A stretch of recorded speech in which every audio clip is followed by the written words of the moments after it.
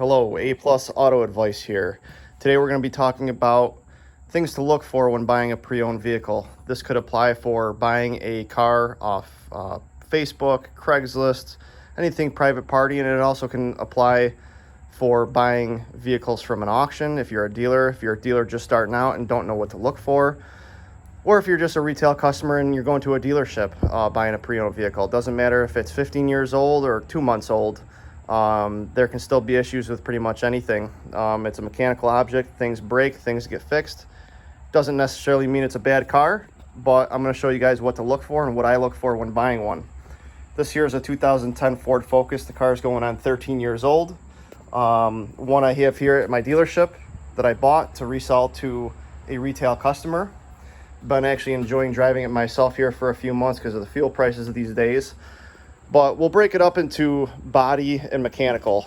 And we'll start out by just doing a walk around of the car, looking at its presentation.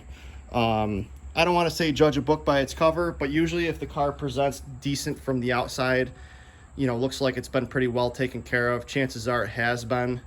That being said, the outside of the car has paint on it, so the underside of the car is also what we're going to be paying attention to.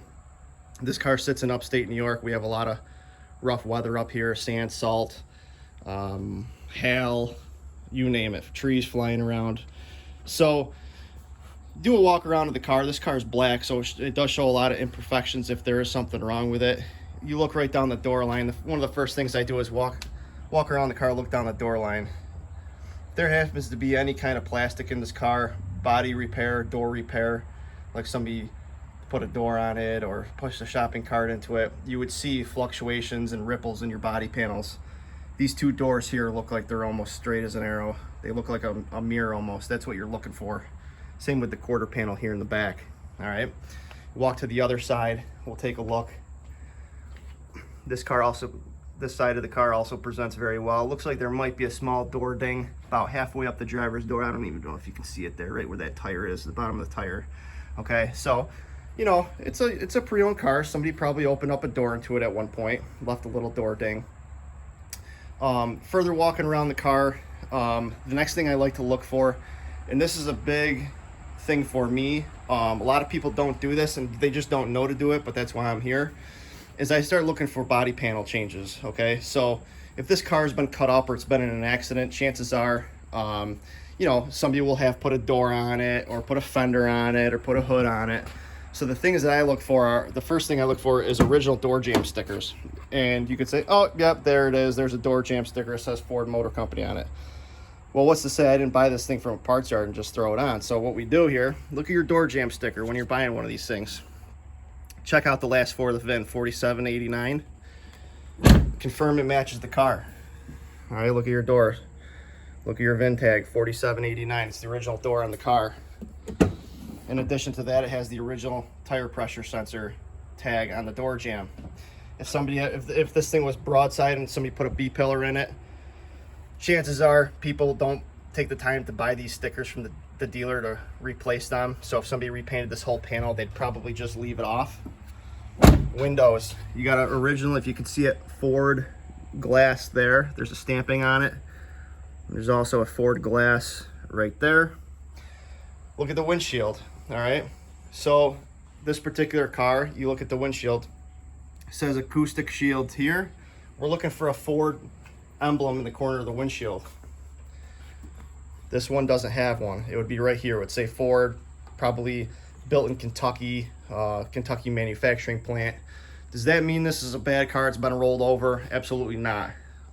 Many times you get a stone chip in the windshield, and you know, insurance will cover that. People have glass coverage and they throw a new windshield on it, and it will be an aftermarket windshield. It won't be a factory OE windshield a lot of times because, you know, cost savings these days and whatnot. You take a look at the roof. We don't have any hail damage here. The roof looks really straight.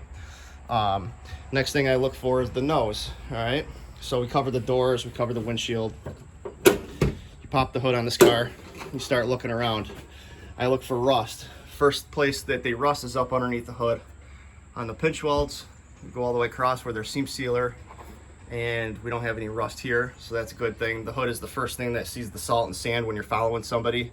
We got here an original Ford OE decal on the hood. Looks like it's due for a wash, but that never hurt anybody. We'll get that taken care of at another time.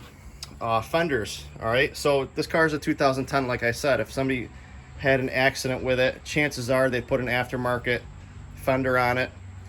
They wouldn't go to the dealership and buy a Ford OE fender to put on a 13-year-old car. So that's what we're looking for. All right, original fender, a little faded in here, a little bit of weather, but there's an original Ford OE decal there. It's actually a stamping. It's actually in the sheet metal. That's not a sticker. That's a stamping right in the sheet metal. And somewhere on this hood, oh, right there, you can see that little oval.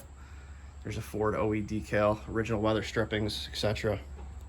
You walk around, kind of look at your inner fender skirts. All the push pins are intact. Look at your door jamb where it meets your fender. It should be straight all the way down. If somebody's put a fender on the car or a door on the car, just slapped it on there, didn't align it properly, you would see variables in that gap. It would be tight on the bottom, wide on the top, or vice versa. Same thing with, you know, up here. Check all your door jambs. You look at those gaps, they're nice and straight. Doesn't look like anybody's been monkeying around. And if they have, you know, they did a nice job, but this car looks like it's all pretty much original of where it's supposed to be. So the body, that's pretty much the body. You walk around, make sure you don't see anything obvious jumping out at you. Next thing I like to do is crawl underneath the car. If you go to somebody's backyard to look at a car, see if they have a floor jack. Never get underneath the car without jack stands under it. I have this car right now on wooden step chocks. You look underneath, look at your lower control arms, try to get a good view of the body, the unibody on the car, the subframe. These cars are not full frame cars like they used to be in the 70s and 80s. You know, these control arms and body parts have original paint on them still. Look down the body underneath, it's very clean. I'll try to zoom in for you.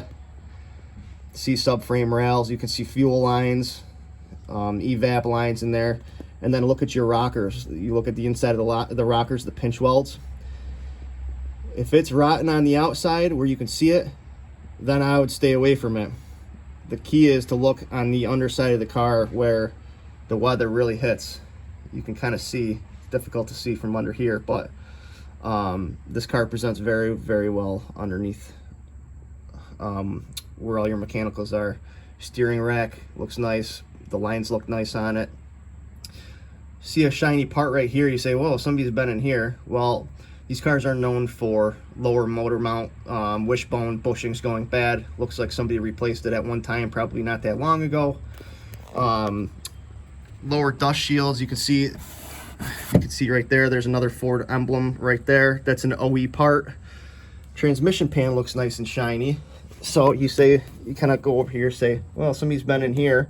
Looks like somebody just did a service on this one. The pan is nice and crisp and clean. Doesn't show any rust whatsoever. And if you zoom in, you can see there's fresh sealant on there. The bolts look nice. So somebody more than likely just did a transmission flush on this car.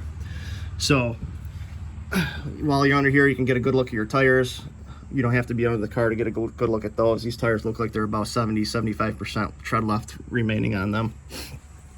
So if you go back up, you start talking about mechanicals. Look at the car. You want to pull your dipstick, see what the oil looks like. This oil you can see on there, it actually looks pretty clean.